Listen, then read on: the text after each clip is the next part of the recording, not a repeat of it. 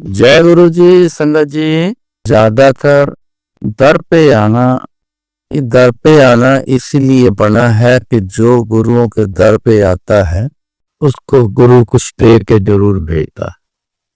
घर बैठे उनका होता है जिनके पिछले जन्मों के बहुत अच्छे कर्म बहुत सारे इकट्ठे हो गए, उनके बिहाफ पे घर बैठे होता है।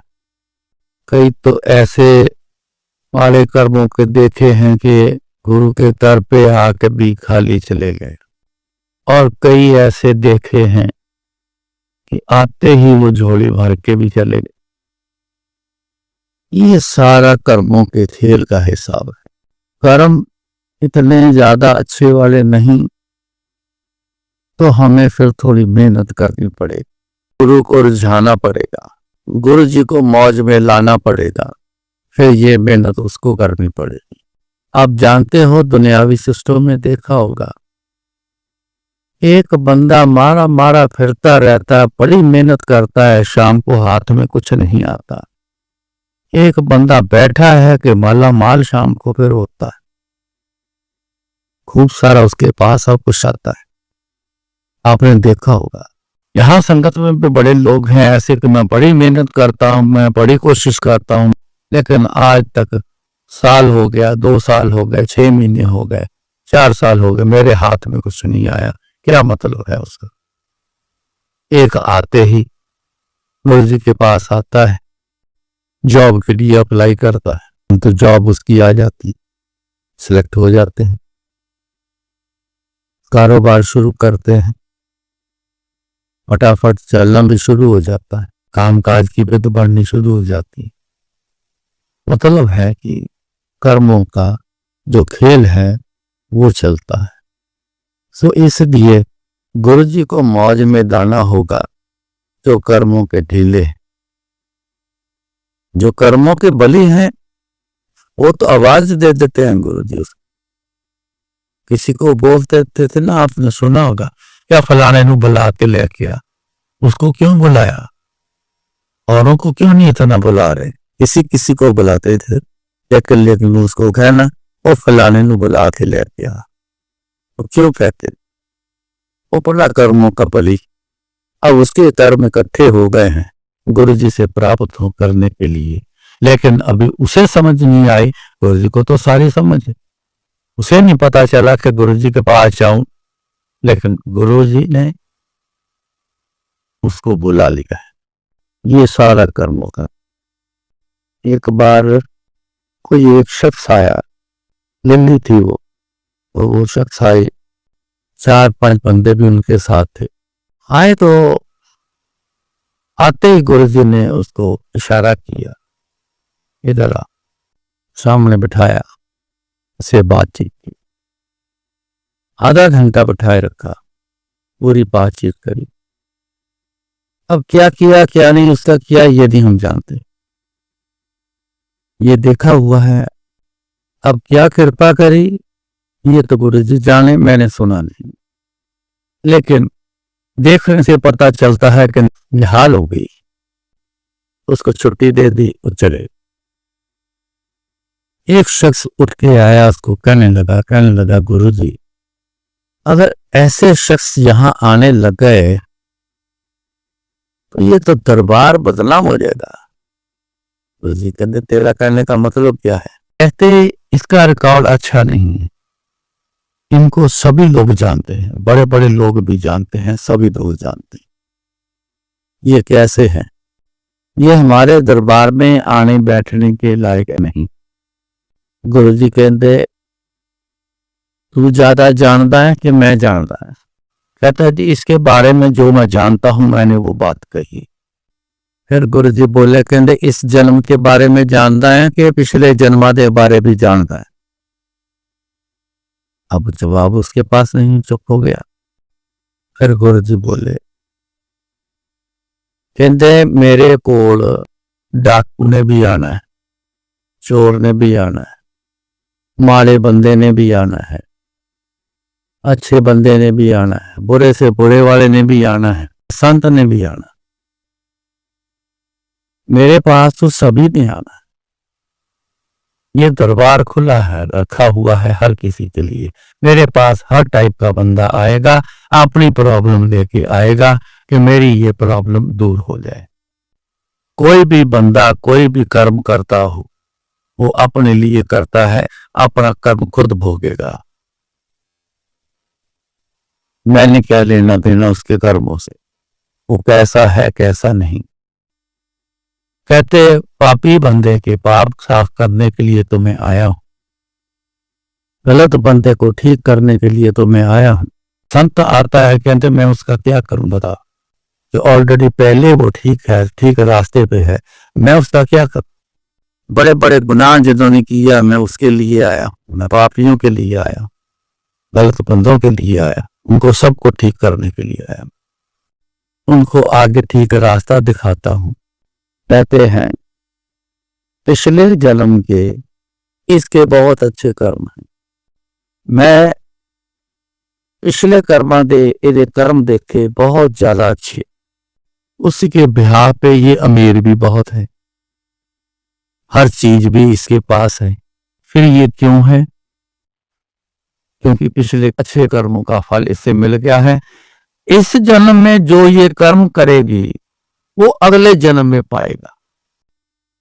और ये कहते अच्छे कर्मा दे हिसाब से दान दे नाल कारोबार अच्छे मिलते, घर अच्छे मिलते, पोस्ट अच्छी मिलती, जॉब अच्छी मिलती। कहते तू दस कि तू आज सैकटरी क्यों नहीं बनया, तू क्यों नहीं सैकटरी बनया, दस मैनू दे जवाब। तेरे भागा में सैकटरी बनना नहीं, क्यों तू उतारे कर्म नहीं कीते हुए। मैंने ये देखा हुआ है, पता भी नहीं होता आदमी को, तो गुरु जी ने उसको अगली पोस्ट के नाम से उसको बुला देना, आओ जी सेक्रेटरी साहब। उन्होंने कहना जी मैं तो सेक्रेटरी नहीं है, कहते अगे चल के देखी। कईयों को उम्मीद नहीं होती थी इतनी जल्दी भी मिल जाएगी, यहाँ तक कि कब इंक्रीमेंट होनी, लेकिन गुरु जी ने जब बोल दिया जा तेनू बना देता, तो कुछ ही समय में वो बन जाना। कर्म के हिसाब से ये मिलता है। तो बंदा वो चुप हो गया। कहते अपने काम नाल वास्ता रखा करो, तू जिस काम वास्ते आया उससे कम की गल करो ते सीधा कर जाया करो। मैनू तुसी की समझाना की उपदेश देना। वो सूखी जमीन भी हरी हो जाती है जहां सतगुरु गुरु जी जहां बैठ के चले जाए।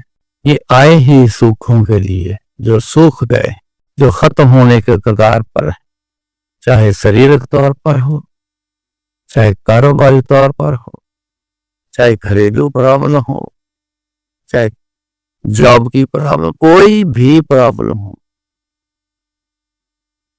वो नहीं है तो समझ लो कि सूख गया है, पौधा सूख गया है। अब वो फूल नहीं देता, पानी दे रहे हैं, सब कुछ दे रहे हैं, लेकिन अब वो सूख गया है, फूल नहीं दे, वो फल नहीं देता।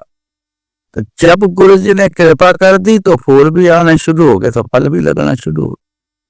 जब मंदिर बन रहा था वहां से मेन रोड पर मेरे को फोन करने के लिए जाना होता था, जहाँ टी पॉइंट है ना, वहां पे एक दुकान होती थी, एक दुकान होती थी, उसके पास सब कुछ होता था।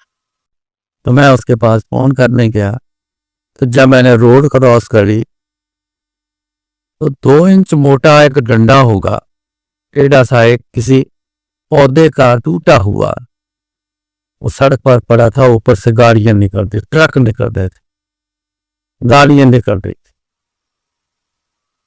जाती दफा नजर मेरी पड़ी है, लेकिन मैंने क्या लेना देना।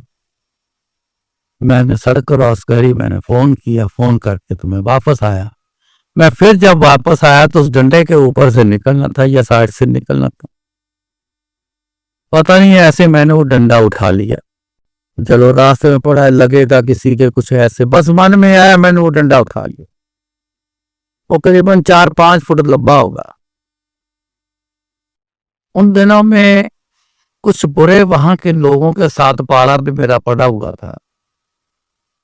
तो रास्ते में चल यार इसको ले चलता हूं, कभी जरूरत पड़ेगी तो देख लेंगे। क्योंकि बुरे लोगों का वास्ता पड़ चुका था, वहां मंदिर को बनाने में तंग कर रहे थे।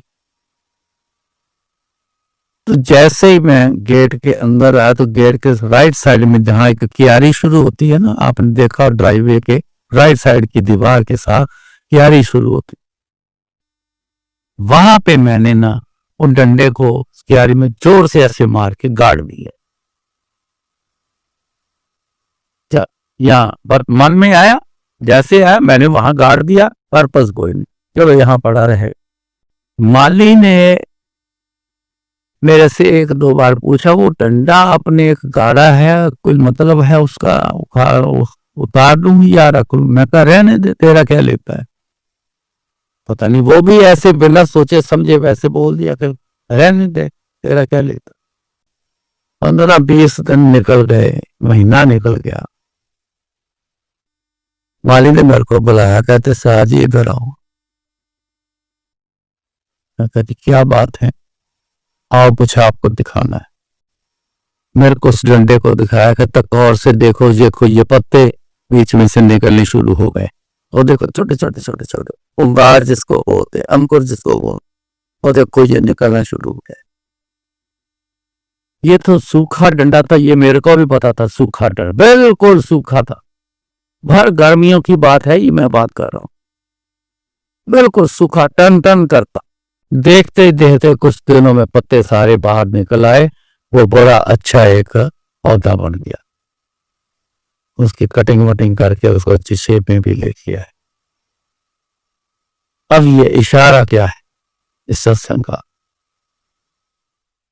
जैसे ही गुरुजी के मंदिर में वो सूखा हुआ डंडा आया, अंदर की ऐसी वाइब्रेशन थी गुरुजी की कि वो सूखा डंडा हरा हो गया। जिंदगी में मेरे लिए ये एग्जाम्पल मेरे लिए सबसे बड़ी एग्जाम्पल है, आंखों देखी हुई बहुत बड़ी मेरे लिए शिक्षा की एग्जाम्पल है। एक सूखा हुआ डंडा हरा हो जाना, जिन्होंने सतगुरु को देख लिया, देखने का मैं तो देखते तो हम सब हैं, इन आंखों से देखते, बस आंखों तक सीमित रह गई बात, अंदर गई नहीं। आंखों से जितना मर्जी देखते रहो, जब तक अंदर से इन आंखों के जरिए नहीं देखते तब तक बात नहीं बढ़नी। देखो हर काम के बीच में एक राज होता है, एक तरीका होता है। जब तक वो तरीका ना होगा, आप भी सियाने हो, काम नहीं होता। तो जिन्होंने सतगुरु को देखा है, किससे देखा है? आंखों के जरिए अंदर से देखा। वो भी सूखे खराब हो गए ना, शरीर खराब हो गए, मानसिक तौर पे खराब हो गए, पारिवारिक तौर पे खराब हो गए, कल्पना कलेश हो गया, कई कुछ ही हो गया, चैन नहीं है अंदर से, तो वो बंदे भी सूखे हुए हो गए, कोई खुशी नहीं, कोई खुशी नहीं। जिन्होंने इन आंखों के जरिए गुरु जी को देख लिया, वो बंदे सारे हरे भरे खुशहाल हो गए, निहाल हो गए। सत्संग होता है, मंदिर में भी गुरु जी की चेयर है। कई लोग कई बार नए पूछते हैं, यहां कोई बैठता नहीं है या सारा प्रोग्राम हो गया, यहां बैठा तो कोई है नहीं, ये तो खाली कुर्सी है। बस ये है देखना, वो सिर्फ आंखों से देख रहे हैं, अंदर से नहीं देखा। जो संगत के लोग अंदर से देखते हैं, उनको गुरु जी वहां विराजमान देखते हैं।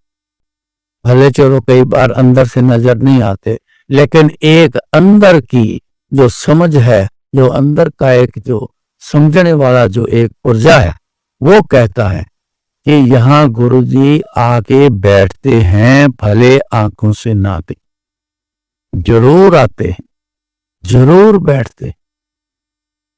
ये विश्वास है उनको, ये है अंदर से। ऊपरी बातें करना, ऊपरी ख्याल से चलना, अंदर तक पहुंचना नहीं, तो बात बनेगी नहीं। आम कितना मीठा है,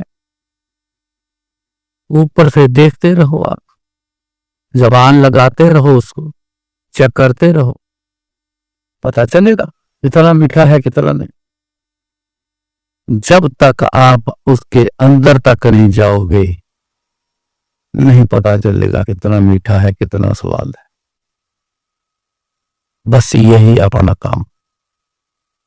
इसीलिए मैंने बड़ी बार कई बार सत्संग में बोला है कि गुरु जी का नाता अंदर से है, ऊपर से नहीं, कपड़ों से नहीं, शक्ल सूरत से नहीं, दौलत से नहीं, पोस्ट से नहीं, ऐसा कुछ नहीं। गुरु जी का एक नाता हमारे अंदर से। अपना अंदर पेश करो। अंदर में ही इतनी मैल भरी पड़ी है, कूड़ा इतना हमारे अंदर भरा पड़ा है। जब तो गुरु जी कहते सी अपना भांडा साफ करो। बर्तन हमेशा अंदर से साफ ज्यादा किया जाता है, बाहर से भी करते हैं, लेकिन अंदर से चीज वस्तु अंदर बर्तन के डलेगी। उल्टा कर दो, बाहर नहीं टिकेगी, अंदर टिकेगी। अंदर को साफ करते हैं तभी वो जो भी डाला है बर्तन में वो सही रहेगा।